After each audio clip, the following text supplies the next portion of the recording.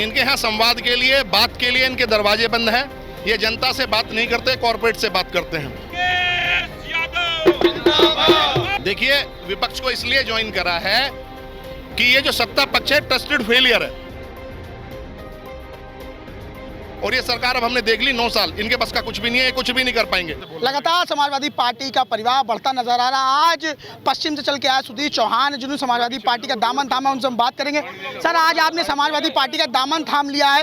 लोग सत्ता पक्ष को ज्वाइन करते हैं, लेकिन आपने विपक्ष को ज्वाइन किया।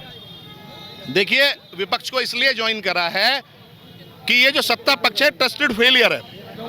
इनके यहाँ संवाद के लिए, बात के लिए इनके दरवाजे बंद हैं।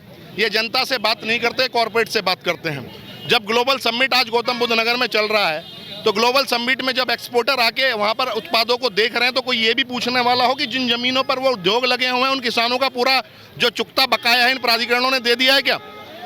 मैंने आपको स्पष्ट रूप से बताऊं, रिहेबिलिटेशन वाला जो पार्ट, केवल 1 पैसा, मेरा आपको जमीन का एक लेन देन है।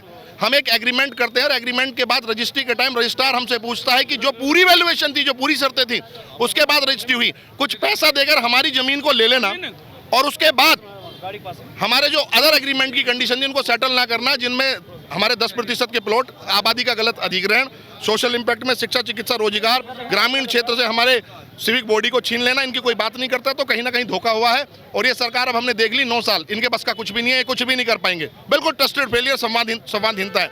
और फ्रीडम ऑफ स्पीच और फ्रीडम ऑफ एक्सप्रेशन पे जाकर लोगों को रोजाना नई FIR करते हो, आप जेल में डालते हो, यानी आर्टिकल 19 का तुम वायलेशन करते हो। देश में बाबा साहब अंबेडकर ने 26 जनवरी 1950 को एक किताब देती है, वो भारत का संविधान।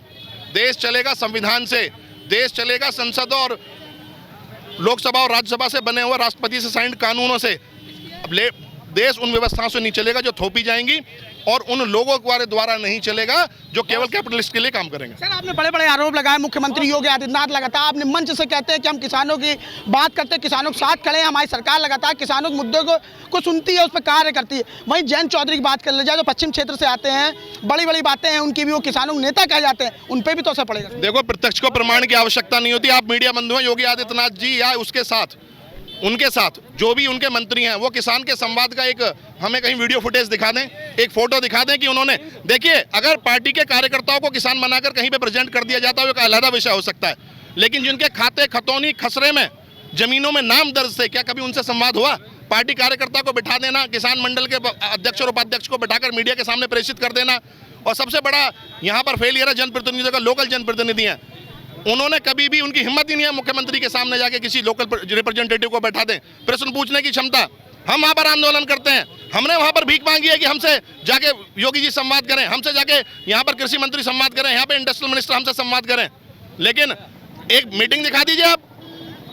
सब झूठी बातें, बेकार की बातें हैं। बहुत बड़ा एक वैक्यूम है, गैप है, धरातल में कुछ नहीं मिला है। और डेटा पे बात करें, अगर मेरी बात झूठी है तो कोई प्रेस कॉन्फ्रेंस कर ले और आ जाए मंच से जाके, हम बताएंगे उन्होंने क्या करा। सर, जयंत चौधरी पश्चिम के बड़े नेता माने जाते हैं, आपने समाजवादी पार्टी ज्वाइन करी है, सर असर पड़ेगा कि नहीं पड़ेगा? देखिए, बिल्कुल, किसान अब किसी के साथ नहीं है, किसान उसके साथ रहेगा जो किसानों के साथ रहेगा।